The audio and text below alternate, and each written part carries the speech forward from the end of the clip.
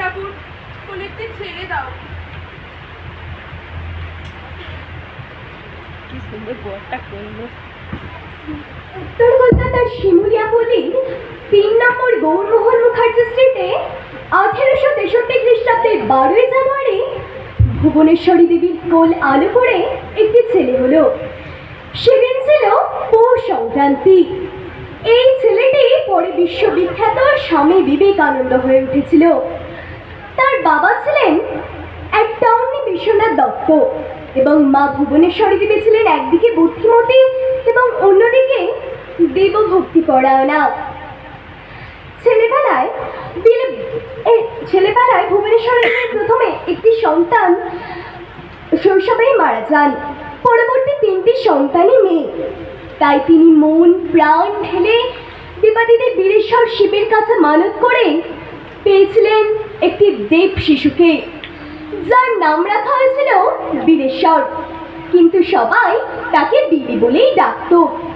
ছেলেবেলায় বিলি বড় দুরন্ত ছিল। কি দুরন্তপনা, বাপরে! এই বিনে, কোথায় তুই? শিগগির এদিকে আয়। তুই তো দুরন্ত কেন হয়েছিস? সকাল থেকে তোর নাম অভিযোগ শুনতে শুনতে আমার কান ঝালাপালা হয়ে গেল। তোর দিদিরা বললো তুই নাকি আজকে আবার ঘর কন্যা সব জিনিসপত্র বিক্রেতাদের বিলিয়ে দিচ্ছিস। আরে ওগুলো কি খুব দামি? কোটা দামি কোটা সস্তা একবার ভাববি না? তোর বাবা আসুক আজ একবার, ধরতে পারলে না কঠোর শাস্তি দেবো। কি আমায় ধরবে? আমি এক্ষুনি ট্রেনের জালে গিয়ে ডুব দেবো। আমাকে ধরলেই তোমাদের স্নান করতে হবে। কি বলে? হে ঈশ্বর, শিব ঠাকুরের কাছে একটা ছেলে চাইলাম, তা তিনি নিজে এলেন না, পাঠালেন তার চ্যালে একটি ভূতকে।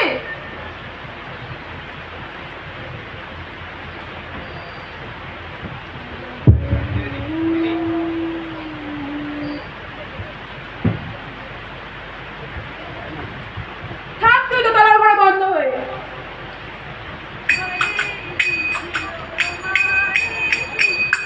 কি হয়েছে তোমার? তুমি এত কষ্ট করে হাঁটছো কেন? খোকাবাবু 3 দিন ধরে কিচ্ছু খাইনি, শরীরে এক ফোঁটা বল নেই, প্রাণ যে যাই যাই। খাবার খাবার আমি কোথা থেকে পাবো? মা যে আমাকে দোতলার ঘরে আটকে রেখেছে। আমি এত দুষ্টুমি করি তো তাই। দাঁড়াও, একটা উপায় হতে পারে। মায়ের গামছা কাপড়ের বাক্সে তালা দেওয়া নেই, ওখান থেকেই কয়েকটা কাপড় আমি তোমায় দিয়ে দিচ্ছি। ওইগুলো বিক্রি করে তুমি খাবার কিনে, কেমন? একটু দাঁড়াও। এই নাও। খোকাবাবু জয় হোক, খোকাবাবু জয় হোক, তুমি রাজা হোক, তোমার সব মনের ইচ্ছা ভগবান পূর্ণ করুন।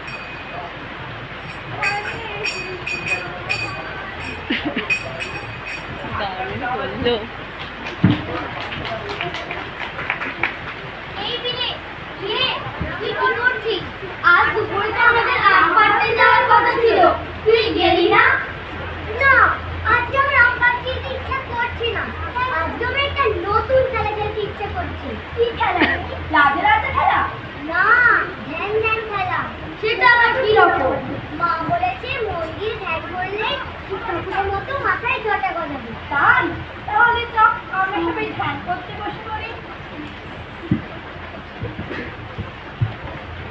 চল শুরু করি।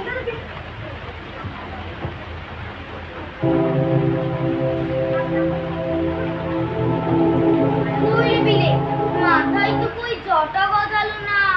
কি হয়েছে? চুপ করে বস, বিরক্ত করিস না। আরে গজাবে গজাবে, অনেকক্ষণ মন দিয়ে ধ্যান করলে তবেই তো জটা গজাবে। চল আবার শুরু করি। হ্যাঁ হ্যাঁ, চল চল।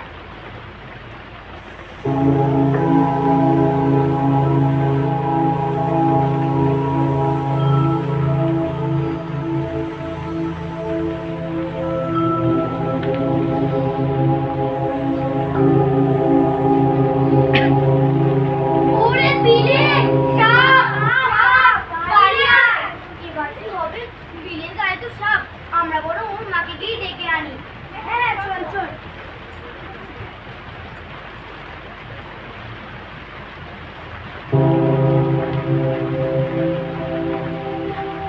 বিলে সাপ?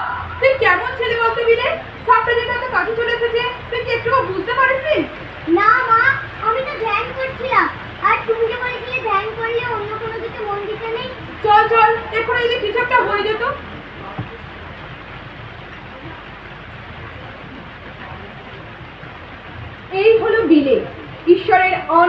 শক্তিতে ভরপুর।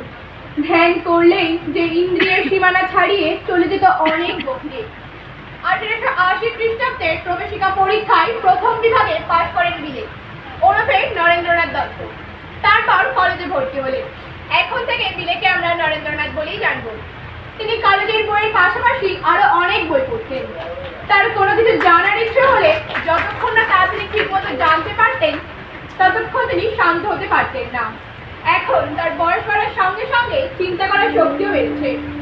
তিনি দেখলেন শুধু বই পড়ে তো ঈশ্বরকে জানা সম্ভব নয়, তাই ঈশ্বর লাভের জন্য যা যা করা দরকার তিনি তাই করতে লাগলেন। সবসময় সত্য কথা বলতেন, ফুলের মতো পবিত্র থাকতেন। তিনি ছোটবেলায় ধ্যান খেলা খেলেছেন। বড় হয়ে তিনি সত্যিই ধ্যান করতেন, ঘরে একা থাকতেন। সবাই ভাবতো পড়াশোনার সুবিধার জন্য তিনি হয়তো ঘরে একা আছেন। তিনি যতই ভগবানের কথা ভাবতে লাগলেন, ভগবান লাভের জন্য তিনি ততই ব্যাকুল হয়ে উঠলেন।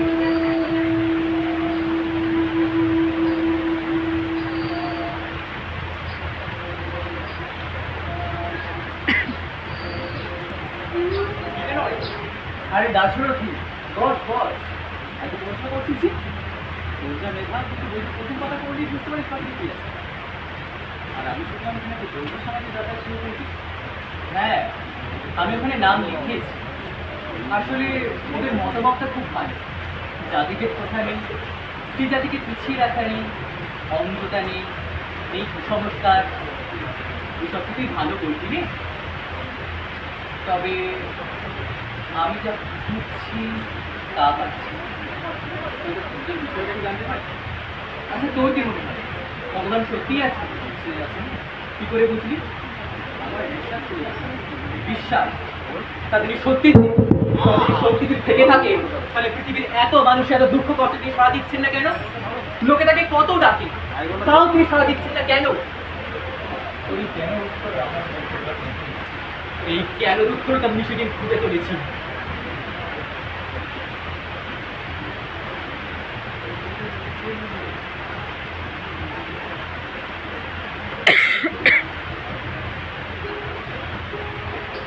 মহাশয়, আপনি কি ভগবানকে দেখেছেন? আপনি কি ভগবানকে দেখেছেন?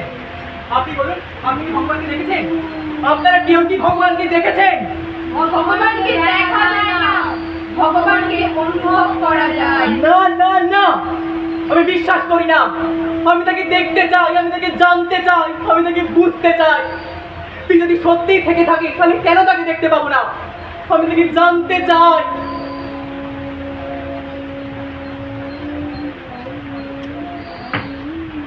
ব্যাকুলতা না থাকলে বোধ হয় ঈশ্বরের কৃপা পাওয়া যায় না।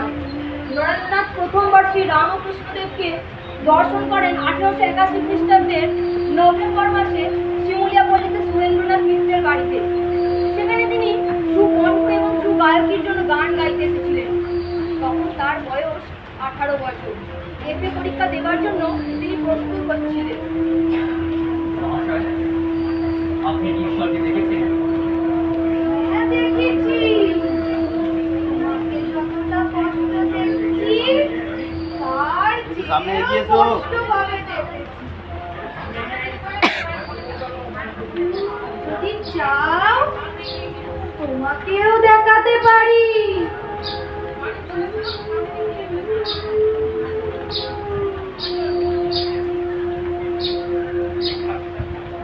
এই প্রথমবার দর্শনে শ্রী রামকৃষ্ণদেব নরেন্দ্রনাথের প্রতি বিশেষ আকৃষ্ট হয়ে পড়েন এবং তাকে বিশেষ করে একবার দক্ষিণেশ্বরে যাবার জন্য অনুরোধ করে আসেন। নরেন্দ্রনাথ ইতিপূর্বেই শ্রী রামকৃষ্ণদেবের নাম শুনেছিলেন জেনারেল অ্যাসেম্বলিজ ইনস্টিটিউশন কলেজের অধ্যক্ষ হেস্টি সাহেবের কাছে। সমাধি কাকে বলে তা বোঝাতে গিয়ে হেস্টি সাহেব ছাত্রদের বলেন, চিত্তের পবিত্রতা ও বিষয়ের প্রতি একাগ্রতা থেকেই এই সমাধি হয়ে থাকে। আজকাল একমাত্র দক্ষিণেশ্বরে ঠাকুর শ্রী শ্রী রামকৃষ্ণ পরমহংসদেবেরই ওইরূপ অবস্থা হতে দেখেছি।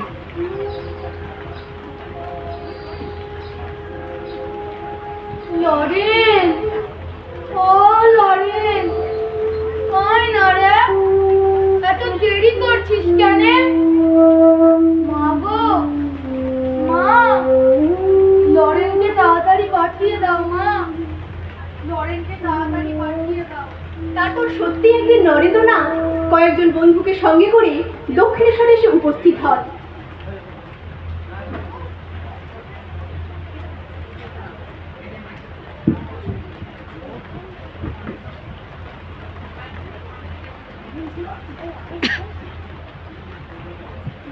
সাকার নিরাকার দুই, যেমন জল আর বরফ, বরফের আকার আছে জলের নাই, বস্তু কিন্তু একটাই।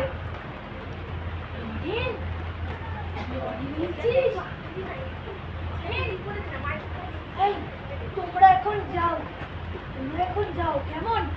পরে একদিন এসো, যাও।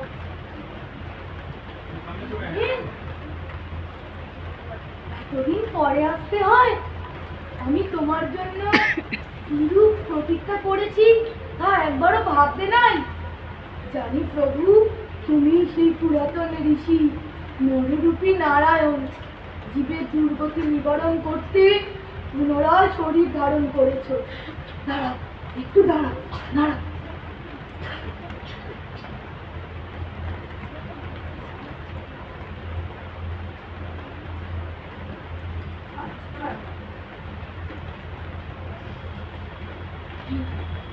আমার বন্ধুরা বাইরে দাঁড়িয়ে আছে। ও তারা খাবে খন, তাদের জন্য অত ভেবনি। তুমি খাও, এই না, খাও খাও। দাঁড়া,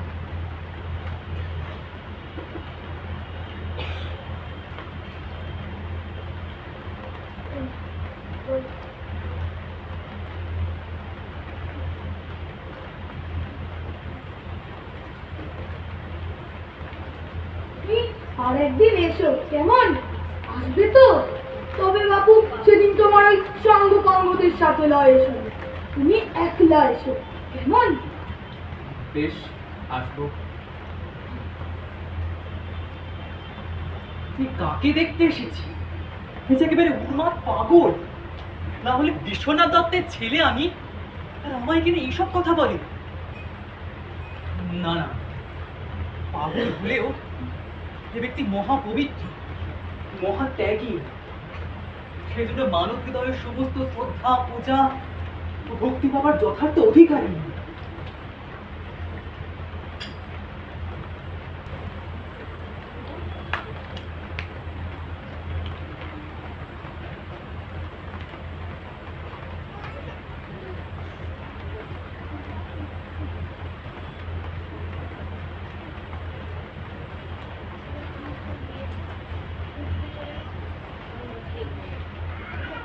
কিচ্ছু ভালো লাগছে না।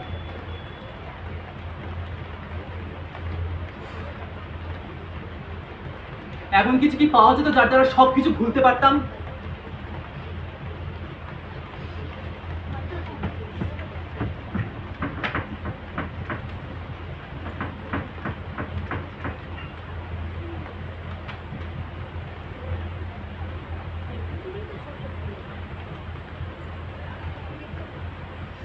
ঠাকুর, আপনি কি সত্যি ভগবান দেখেছেন?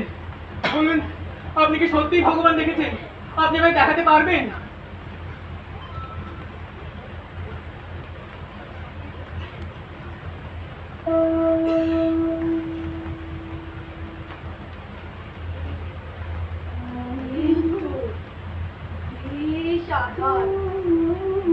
শরীরের দিকে লক্ষ্য না, আর চুল বেশ ভূষণ পরিপাট্য না, ছবি যেন কেমন আলগা।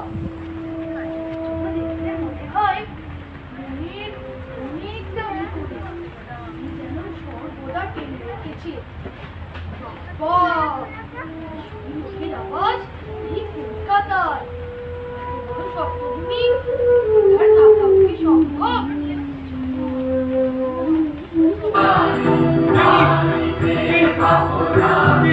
তুমি কি করলে? তুমি কি করলে?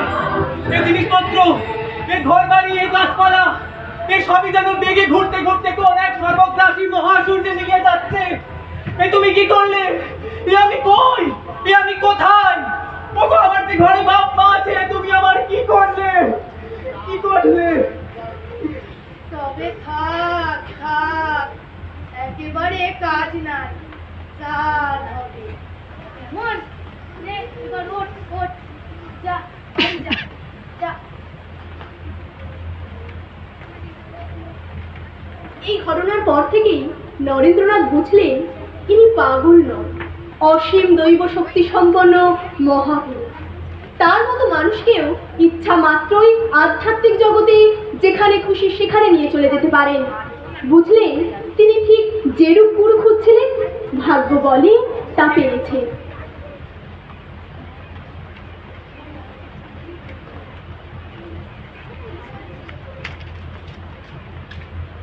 এখন থেকে শ্রী রামকৃষ্ণদেবের সাথে নরেন্দ্রনাথের যাওয়া আসা চলতেই লাগলো।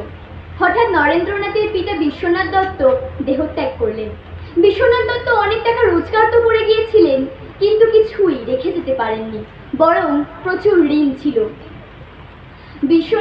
নরেন্দ্রনাথ এরকম ভালো ছেলে হওয়া সত্ত্বেও কলকাতা শহরে একটা ভালো চাকরি পেলেন না। মা ভাইরা পেট ভরে খেতে পাচ্ছে না। এরকম দুঃখ কষ্ট আর কতদিন সহ্য করা যায়?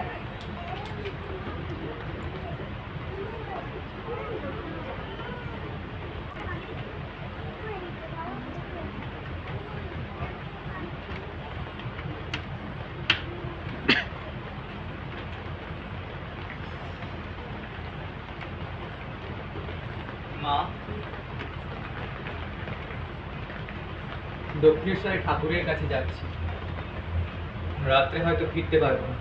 রাত দিন খালি ঠাকুর আর ঠাকুর, দক্ষিণেশ্বরের এই পাগলা ঠাকুরই তোর মাথা খেয়েছে। বলি তোর এই ঠাকুর তো নাকি স্বয়ং দেবতা, তবে তিনি তোর একটা চাকরি জুটিয়ে দিতে পারেন না? কেমন ঠাকুর তিনি?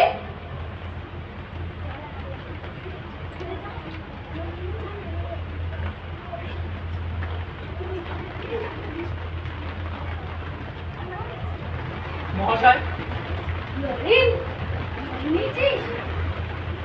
আপনি কি আমার মান সম্মান একটু রাখবেন না? কেন রে লড়ে, আমি আবার কি করেছি?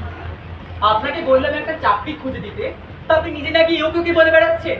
কেন আপনি নিজে যান না আপনার মায়ের কাছে গিয়ে বলুন। ওরে লরেন, সে তো আমি মাকে কতবার বলেছি রে, কতবার বলেছি। তা আপনার মা কি বললেন?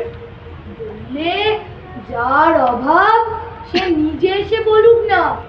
আচ্ছা আমি কি বলি, আজ তো মঙ্গলবার, আজ রাতে কালী ঘরে গিয়ে মাকে প্রণাম করে তুই মায়ের কাছে যা চাইবি মা তোকে তাই দেবে।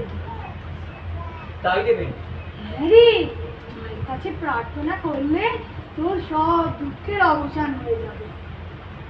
বেশ, আমি যাচ্ছি। হ্যাঁ হ্যাঁ হ্যাঁ, যা যা যা।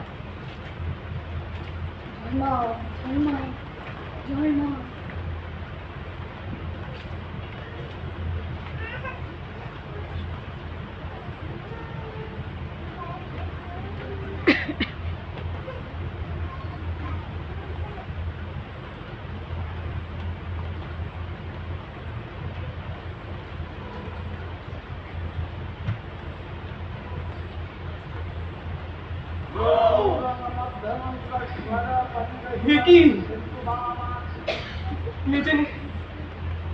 এ যে স্বয়ং মা কালী, মা জীবন্ত চিরময়ী জাগ্রত মা।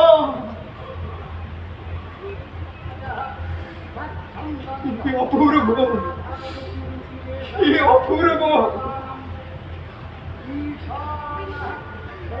মা গো, আমার টাকা করে কিচ্ছু চাই না মা, আমার টাকা করে কিচ্ছু চাই না। তুমি আমার জ্ঞান দাও, ভক্তি দাও, বিবেক দাও, বৈরাগ্য দাও। এখন যেরকম দেখছি মৃত্যু যেন লাভ করতে পারি মা, করে দাও। আর কিচ্ছু চাই না, বীজন্তে দন্তমন্যবিজলিতচিপুরে তালিতে দেশারন্ধন্তি তে চ ত্রিভুবনমপি তে পশ্য ভাবননয়ন্তি শ্রিত্তদ্বন্দ্বাৎ শ্রদ্ধারাদ্বয় ভগবনে দক্ষিণে কালিকেতি কালী কালী মহা কালিকে বাপুরাশিনী ধর্মার্থ মোক্ষদে দেবী নারায়ণী নমস্তুতে। ঊর্ধ্বে বামে কৃপাণাং করকমলতলে ছিন্নমন্দं তথাধ সত্যে চাভির্বরং চ শ্রীজগদঘরে দক্ষিণে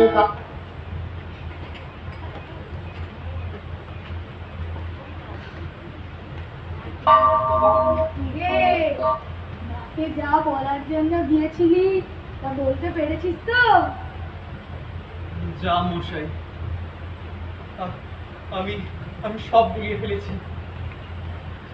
সে কি রে, যা যা যা, শিগগির যা, মাকে গিয়ে বল তাড়াতাড়ি, চেনে চেনে, যা যা। হ্যাঁ, আমি যাচ্ছি, আমি যাচ্ছি।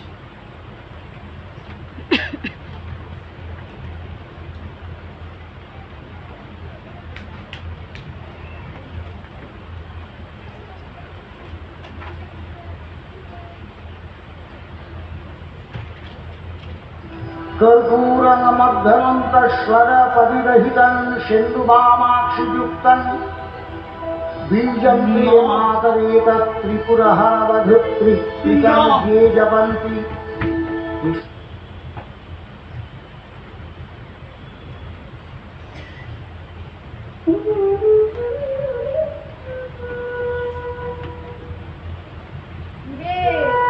এবার বলেছিস তো? না মশাই, আমি এবারেও সব ভুলিয়ে ফেলেছি। না, এবার আমি দৃঢ় প্রতিজ্ঞা করছি, এবার আমি মাকে বলেই ছাড়বো। যাই, যা যা বলেই যা। ছাড়বো। এটা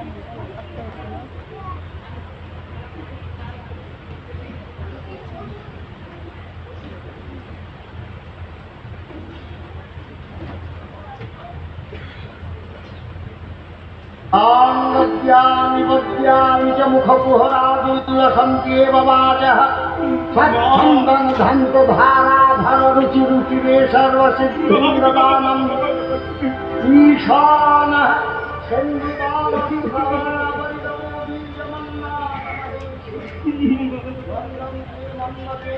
ছি ছি ছি, এ কি তুচ্ছ কামনা করতে এসেছি আমি?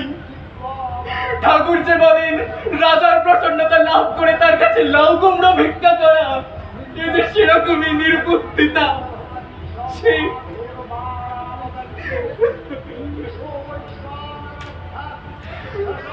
মা, আমার টাকা করে কিচ্ছু চাই না মা, আমার কিচ্ছু চাই না। তোমায় এখন যেরকম দেখছি সারা জীবন যেন সেরকম দেখতে পারি। তুমি শুধু এই রূপ করে দাও মা, এই রূপ করে দাও। আর কিচ্ছু চাই না।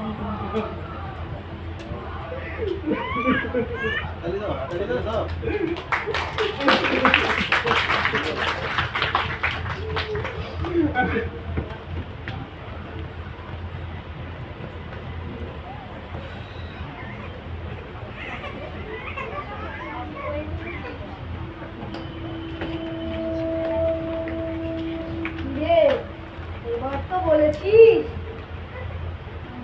না মশাই, আমি মার কাছে টাকা করে কিচ্ছু চাই না। আমি বললাম জ্ঞান দাও, ভক্তি দাও, বিবেক দাও, বৈরাগ্য দাও। তুই বললি, তুই মার কাছে এই কথাগুলো বললি লরেন? এবার আপনাকে আমার মা ভাইদের কিছু একটা করতে হবে। আপনি বলুন ওদের কোনো খাবারের অভাব হবে না। আপনি বলুন তাই হবে। ওরে লরেন, সংসার সুখ তোর কপালে নেই রে। আচ্ছা যা, তোর মা ভাইদের মোটা ভাত কাপড়ের অভাব কখনো হবে না। মা বলেছে তুই বটবৃক্ষের মতো বড় হবি, তোর ছাওয়ায় যা এখন বাড়ি যা, হয়েছে, যা বাড়ি যা।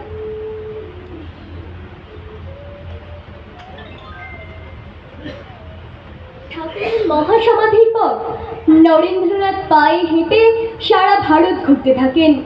তখন তার নাম হয় স্বামী বিবেকানন্দ। 1893 খ্রিস্টাব্দের 11 সেপ্টেম্বর বিশ্ব ধর্ম মহাসম্মেলনে ভারতবর্ষের হয়ে যোগদান করার জন্য আমেরিকার শিকাগোয় যান স্বামীজি। বক্তৃতা সভায় মা সরস্বতীকে মনে মনে স্মরণ করে বলে ওঠেন,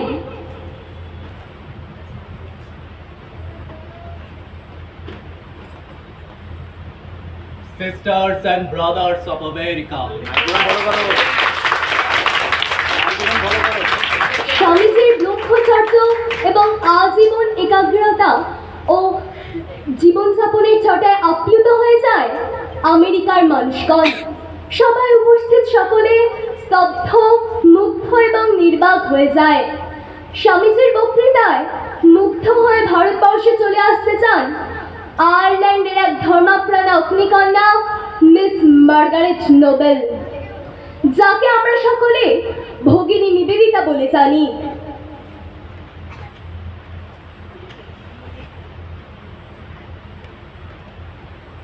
স্বামীজি, ভারতে গেলে আমার কি কি অসুবিধা হতে পারে আমি তা জেনেছি, কিন্তু আমি মনে করি ভারতই আমার কর্মক্ষেত্র। আপনি একবার বলেছিলেন ভারতের নারীগণের কল্যাণকল্পে আপনার কিছু পরিকল্পনা আছে এবং তাতে আমি আপনাকে পূর্ণভাবে সাহায্য করিতে পারি। যদি তাই হয় স্বামীজি, তবে আর বিলম্ব কেন? আমি ভারত যাত্রার জন্য পূর্ণভাবে প্রস্তুত হয়ে রয়েছি স্বামীজি। হ্যাঁ, আমার দৃঢ় বিশ্বাস হয়েছে যে ভারতের কাজে তোমার অশেষ সাফল্য লাভ হবে। ভারতীয় সমাজ, বিশেষত নারী সমাজের জন্য একজন পুরুষ অপেক্ষা নারীর একজন প্রকৃত সিংহিনী অত্যন্ত আবশ্যক। আর তোমার শিক্ষা, সাহস আর উদ্যম, ভগবান তোমায় উপযুক্ত নারী হিসেবে গঠন করেছে। আজ থেকে আমি তোমায় ভারতবর্ষের সেবা ধর্মে নিয়োজিত করলাম, নাম দিলাম নিবেদিতা। আজ থেকে ভারতবাসী তোমায় ভগিনী নিবেদিতা হিসেবে জানবে। প্রণাম স্বামীজি।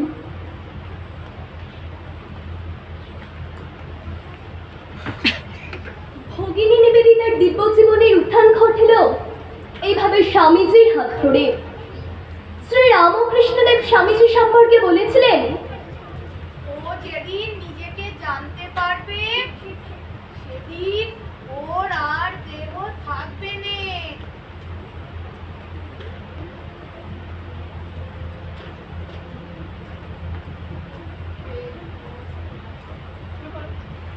চৌঠা জুলাই 1902 সাল।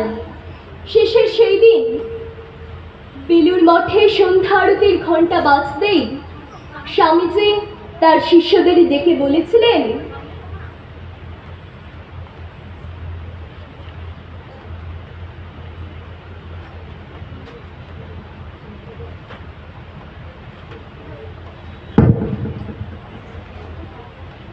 আমায় দুছড়া মালা দে।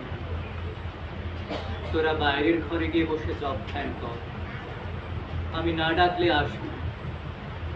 আচ্ছা স্বামীজি।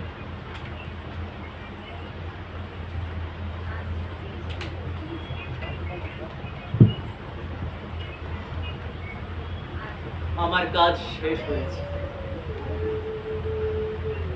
আবার যা দেওয়ার আমি তা দিয়েছি। আর একজন বিবেকানন্দ থাকলে বুঝতো বিবেকানন্দ কি করে গেল।